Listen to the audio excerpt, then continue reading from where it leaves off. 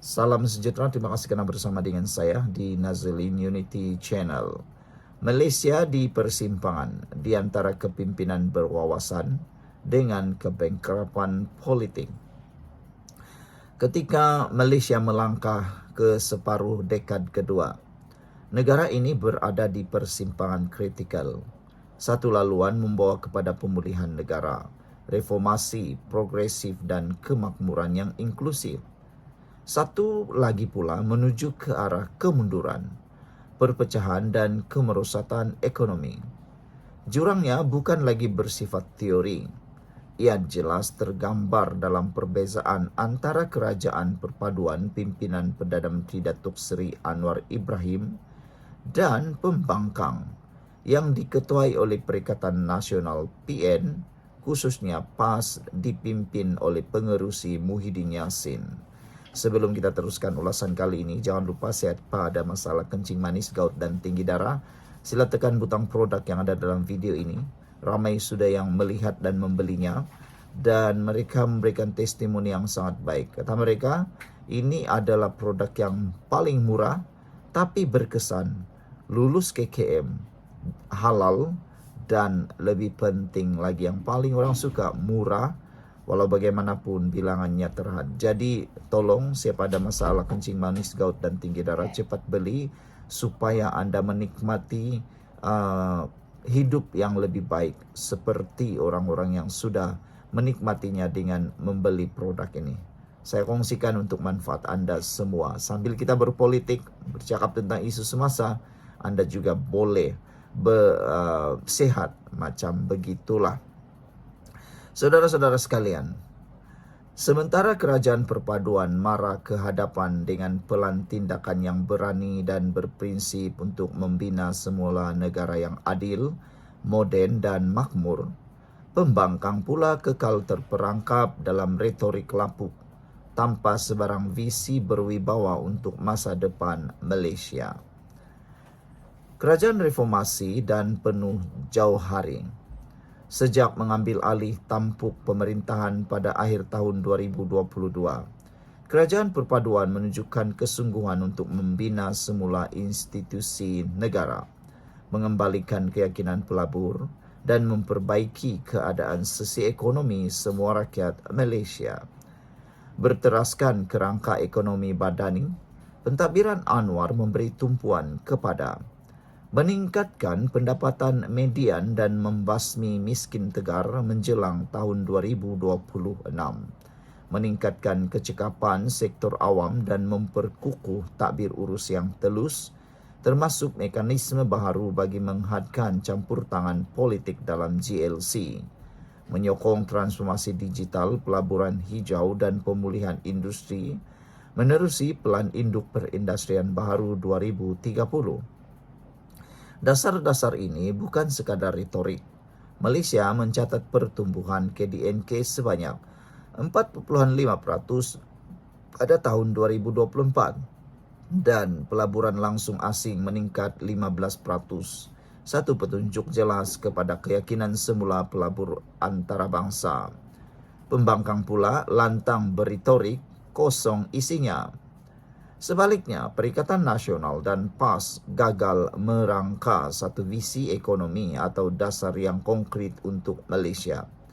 Perbahasan mereka di Parlimen lebih bersifat menghasut dan bermotif agama yang sempit, bertujuan memecah belahkan rakyat daripada menyelesaikan isu sebenar, daripada menolak reformasi subsidi bersasar hingga menentang inisiatif antara agama. Politik mereka adalah politik penafian, bukan pembinaan negara. Ketika mereka mentadbir dalam tempoh singkat tahun 2020 hingga tahun 2022, PN telah gagal untuk menyelesaikan krisis ekonomi akibat COVID-19 dengan berkesan.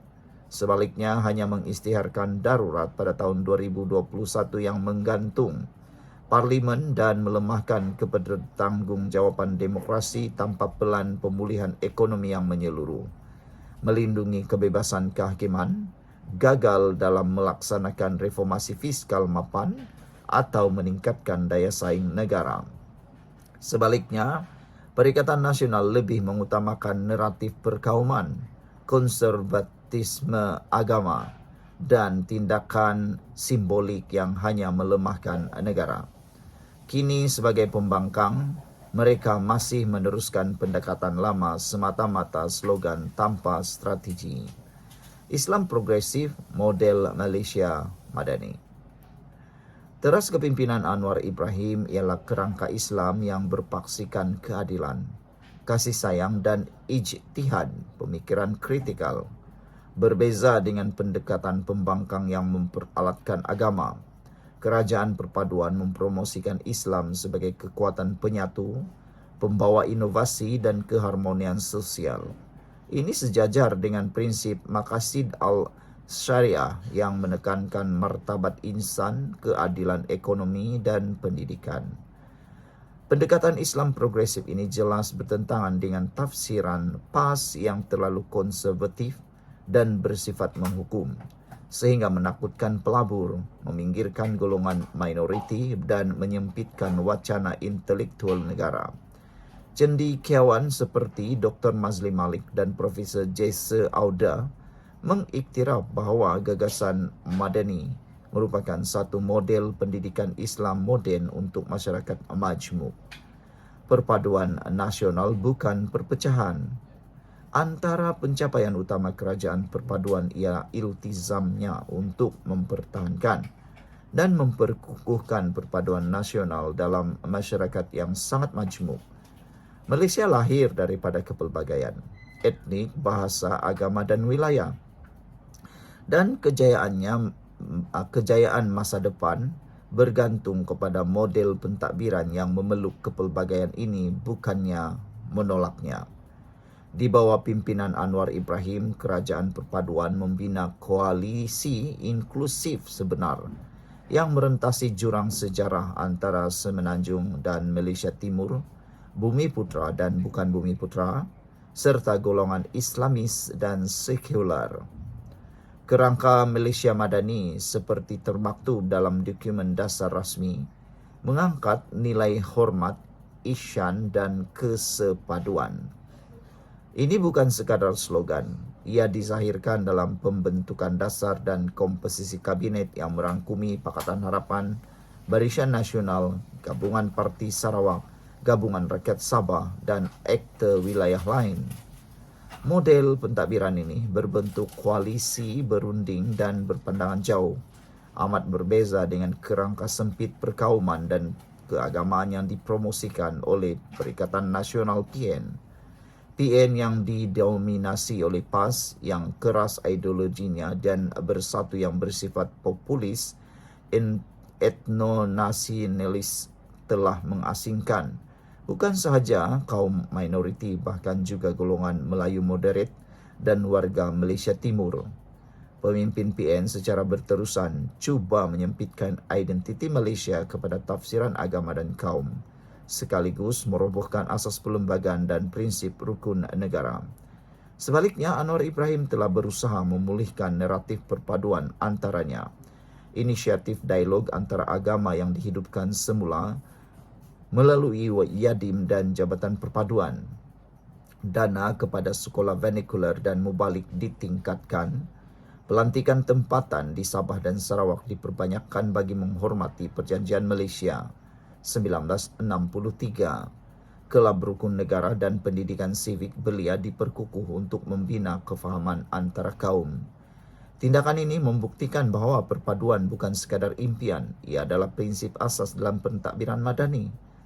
Sebaliknya, semasa era singkat Perikatan Nasional, kepercayaan antara kaum merosot, ucapan kebencian meningkat dan komuniti minoriti merasa semakin terpinggir. Kajian IDE menunjukkan kepercayaan rakyat terhadap dasar perpaduan merosot 18% di bawah pentadbiran PN, tetapi kini kembali meningkat. Lebih membimbangkan, pembangkang mempolitikkan agama untuk mengamsahkan eksklusivisme kaum. Seruan PAS untuk menutup pusat hiburan, menyekat ungkapan agama bukan Islam dan menghadkan penyertaan wanita dalam ruang awam menunjukkan kecenderungan membentuk negara teokratik majoritarian yang bertentangan dengan perlembagaan dan semangat persekutuan. Model inklusif kerajaan perpaduan bukan sekadar menyemai toleransi, malah mencipta kestabilan sosial yang diperlukan untuk kemajuan ekonomi dan kepimpinan serantau. Menuju Malaysia lebih baik, seimbang, berwawasan dan adil. Saudara-saudara sekalian, apa yang terbukti sekarang, masa depan Malaysia bergantung kepada ketajaman wawasan dan keberanian kepimpinan. Kerajaan perpaduan pimpinan Anwar Ibrahim bukan sahaja melakar pelan reformasi, ia sedang melaksanakannya secara berperingkat walau berdepan cabaran warisan dan rintangan politik. Komitmen kerajaan kepada transformasi struktur kelestarian fiskal, keadilan sosial dan kesederhanaan agama bukan retorik, tetapi terbukti melalui pencapaian sebenar. Ekonomi madani bukan sekadar label dasar, ia adalah falsafah transformasi. Ia menggabungkan prinsip tabir urus Islam seperti keadilan, rahmah dan amanah dengan keperluan masyarakat moden, plural dan berdaya saing. Kerajaan telah membawa disiplin dalam dasar kestabilan dan tabir urus dan kewibawaan semula dalam imej Malaysia di mata dunia. Sebaliknya, pembangkang yang dipimpin PAS dan PN tidak mempunyai pelan, tidak berwibawa dan tiada keupayaan mentadbir melainkan dengan slogan kosong. Pendekatan Islam mereka pula ketinggalan zaman dan anti-intelektual, gagal menyamai tradisi reformasi Islam yang pernah mengangkat tamadun.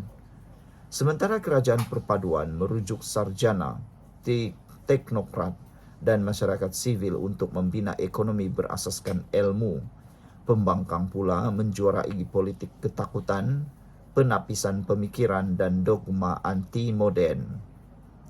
Pilihan kini jelas antara kemodenan dan kejumudan, penyatuan dan perpecahan, kompetensi dan kekacauan. Kepimpinan Anwar Ibrahim mewakili gabungan luar biasa antara integriti moral, keilmuan dan pengalaman pentadbiran. Kerajaannya tidak sempurna, namun ia berprinsip dan berwawasan.